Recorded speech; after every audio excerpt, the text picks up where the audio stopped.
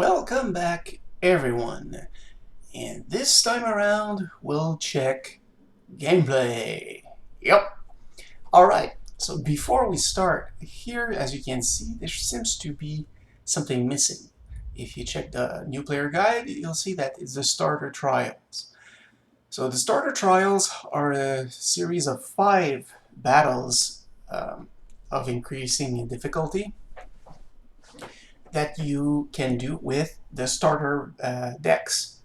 And you can get some equipment, some extra cards, and some gold as well.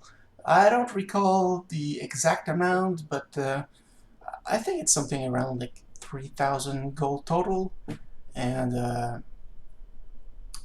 a free booster pack without, well, it's a pseudo starter, well, booster pack because it doesn't have a chest, and I think that what you can get from it is relatively limited. Anyway, so you can do the trials once for every race, and I've done them all. That's why there's no option for me here. So yeah, I've grinded, and grinded some more. So let's go check the first ring arena. Right now, this is the first PvE content available in the game. So it's not related to the campaign, which will be added later on. But as the developers put it, they needed to create the arena first to sort of give themselves the tools to make the campaign easily. So technically, from what they say, most of the stuff for the campaign is ready already, so artwork and stuff like that. So they have the groundwork built. Now they just have to add everything on top of it. So let's take a look at the arena. So I am in the process of doing the arena. As you can see, there are 20 battles. I'm not 100% sure, but when you start out, you can only fight these until you beat them, of course. And once you've beaten the first boss, in subsequent visits, you can skip the first tier, which gives less money and, well, the equipment you can get is usually not impressive.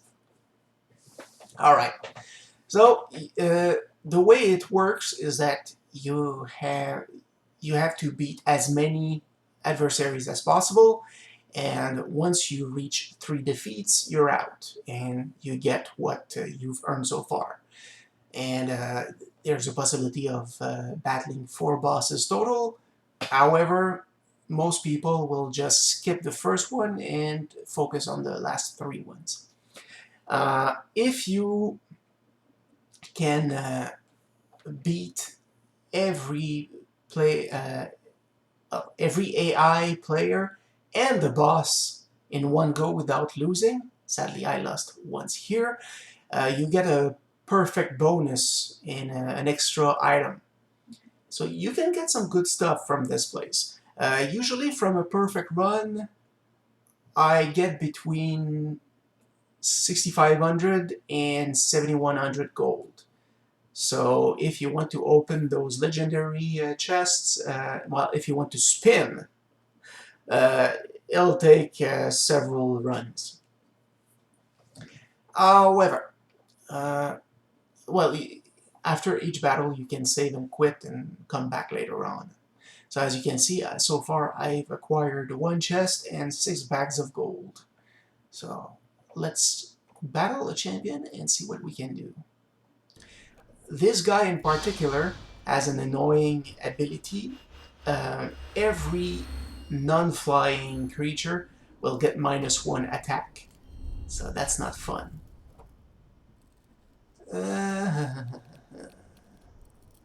Yeah. I don't really like that end. So let's draw again. Much better. Much better. Alright. Let's do this. So your adversaries, I'm talking about AI here. Here you'll see the charge power, and here they sometimes have an extra power. Like here it's -1 attack to all troops without flight. Here it's the number of charges you have accumulated, the health, the number of cards in your hand or in the opponent's hand, and the number of resources. So resources available versus resources total. And here are the thresholds. So what you need to play certain cards. So like here, as you can see, I need two ruby shard threshold. For this one, I just need one. But I need I just need one for this one, but 3 resources. So it varies from card to card.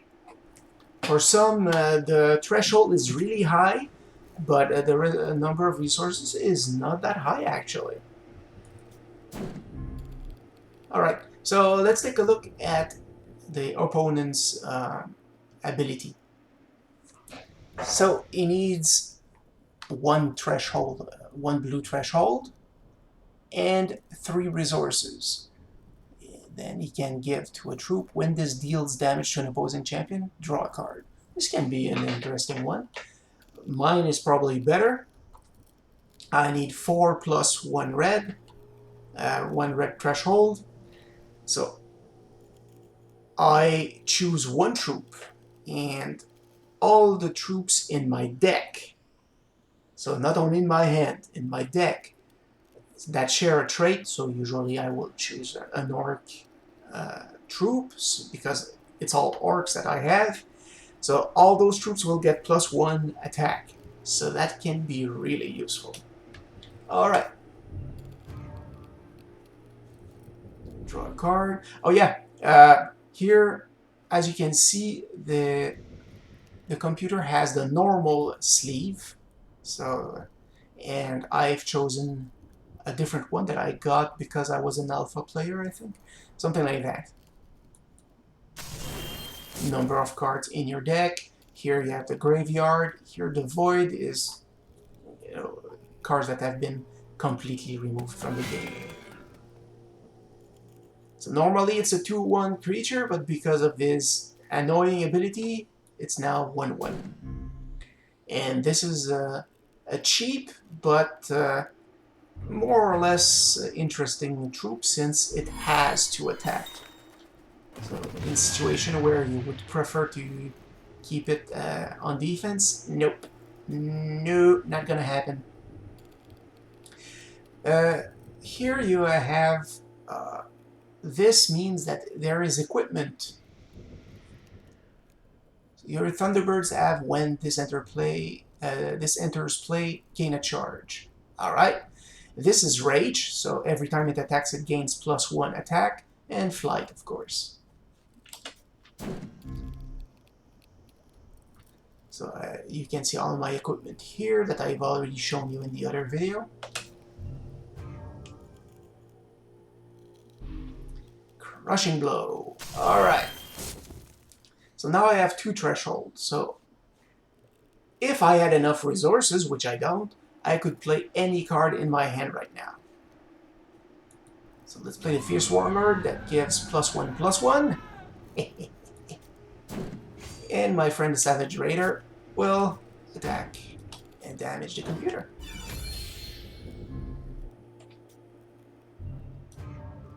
I've played so much in the last few days that I developed carpal tunnel syndrome. It hurts. I have something to keep my my wrist into place, but it helps a little bit. Alright. So, Reality Rift. When this enter plays, add a warp counter to this. At the start of your turn, choose one at random. Add a warp counter, add 2 warp counters, or sacrifice this and create a random troop with cost equal to the number of warp counters. Put it into play. Yeah, that's not cool.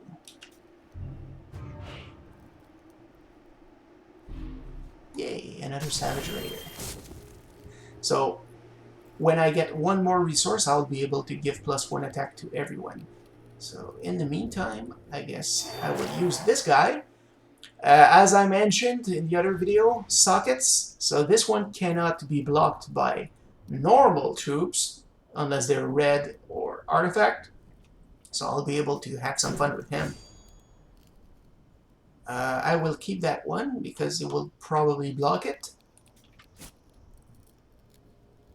And I'm out of resources. Otherwise, I would still attack, and because I have Crushing Blow, which can help me kill unsuspecting blocking opponents. Alright, yeah, that gives him 2 cards. Thankfully, he's out of resources now. Oh, well, this is good. So, Savage Raider first, so that she can buff him, and buff this one as well. I love the sound that she makes. Sounds like someone like stepped on a nail or something. All right, so this one cannot be stopped. Cannot be blocked, actually. Unstoppable is a different ability altogether.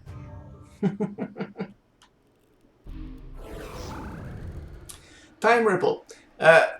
This is one area where they need to improve, because for some cards, the computer's AI is not very good.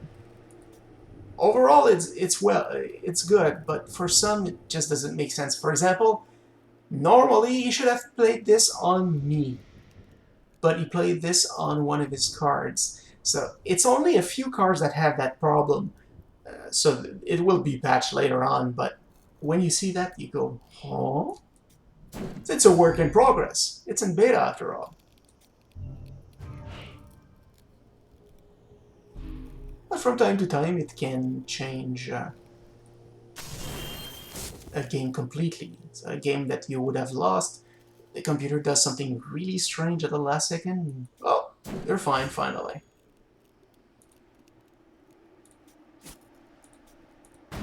At this point, I should have attacked with everyone. Oh yeah, I forgot to use that. My bad. So I would have finished the game right there if I had used it before attacking. +1 attack to all my troops. Oh well, that's what happens when you're not paying enough attention to what's going on in game. And this will be it. Trust me, the AI is not a pushover, that much of a pushover. I've just been lucky, and the computer seems to have been unlucky. And here we play this card that I love, and that will finish the game, because when it comes into play, I can't read it like this. When Zokoi! High Cleric enters your hand, reveal him, then create a random orc with cost 1 and put it into play. Okay, so when this enters play, it deals damage equal to its attack to target opposing champion. So that's what's happening, and that's why it's gonna die. Alright. No problem there. And we get a gold pouch. For each battle, except, aside from the boss battles, you get only gold.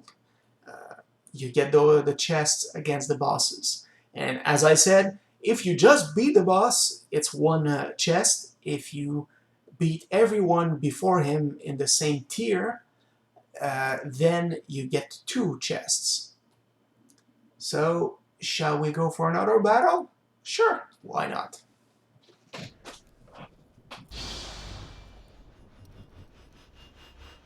I like the presentation.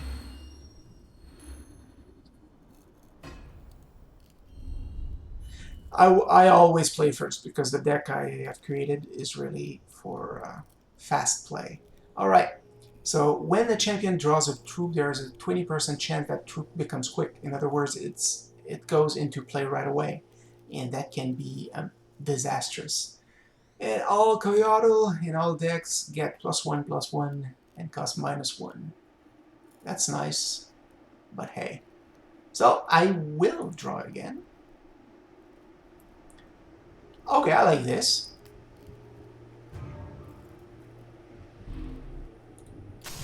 I will play this one. And next turn I'll play the Arena Regular.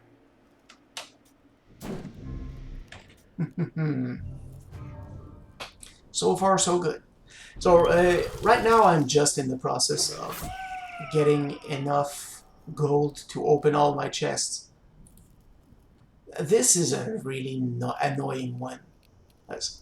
He gains 1 green threshold by playing it, and you can also tap it to get extra resources. So yeah, that can really hurt you at the beginning of the game. Good. What I like is the Brutal Commander. So hopefully he doesn't play anything too strong this turn. So right now my Orc is in good shape because he cannot, for now, be blocked by these guys.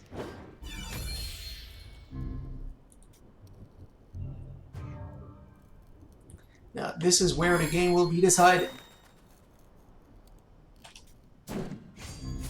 Some champions have really annoying abilities, and it really depends on what you draw at the beginning.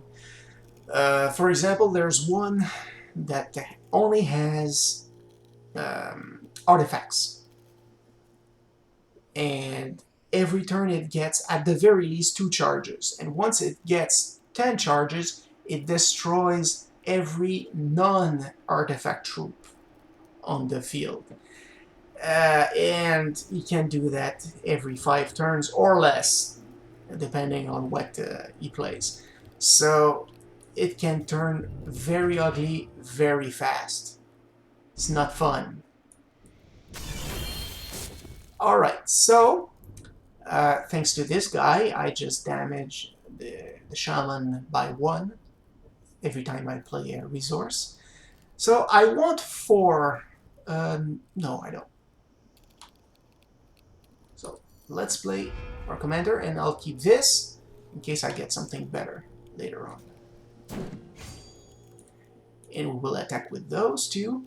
So they are both affected by one of my pieces of equipment, and that guy has rage and speed. And this guy has a great ability. After he has damaged a champion, you get to choose a troop of equal or lower cost than the damage it dealt. So in this case, let's go with a raider. And let's enter. Looks like this will end relatively quickly. But yeah, when it starts badly, sometimes it's impossible to find a way to win. Sometimes you can manage to get out of a bad spot, but yeah, it's usually pretty bad. You, my friend, are leaving.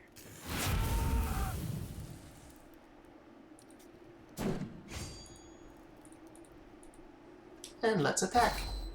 Now 3/3. And what will I do? I will grab another commander. There we go. I can play him next turn if I'm lucky and he doesn't get anyone out with 3 attack or more. We can attack with this brutal commander and get even more troops on the pitch. Woohoo! On the board. Okay, so more cards, but only 1 resource. I'm not worried. There we go. This time I will not forget. I will use it before I attack. So +1 everywhere. Whee! And you, my friend, come in.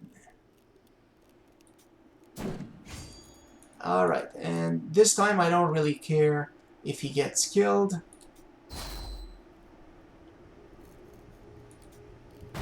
Well, that's not really true. Die. And it's over. Alright. Oh, I won't lie and say that it's usually this easy. Especially against bosses. Or this one can be really annoying. Because she has a lot of spells. And it's hard to build a good defense with my deck. Because most of my creatures have low health. Anyway. So you keep going until either you finish the arena or you get your 3 defeats. Sometimes sometimes the computer will give you a handicap during a game. And if you can win that battle, the computer will give you an advantage during the next boss fight. For example, you will have +5 health, which is the weakest bonus he can give. Sometimes he gives you a free troop when you start out, or an extra resource when you start. Those can really, really help. But it can also remove one of your strikes so that you can fight longer. Every time you lose against a normal adversary, you jump to the next. But if you lose against a boss, you have to fight him or her until you win, or lose 3 times. Anyway, so this is pretty much what the game looks like right now. As I said, the campaign is in development, and that once that is added to the game, I think it will be very hard for people to find a better online TCG to play, because it will offer a lot of stuff that is not available on the market right now. Anyway, this is it for today, and once they do add the campaign, which could be in a few months or maybe even a year, who knows? With Cryptozoid, you don't know how long it'll take. But once it's ready, it'll be ready. So they are taking a sort of Blizzard-like approach to the development of this game, which is good. Let's face it, it's better that content is polished enough to be consumed before it's shown to the spectators, the customers. Anyway, I will see you next time, most likely in a Blood Bowl video. Bye bye.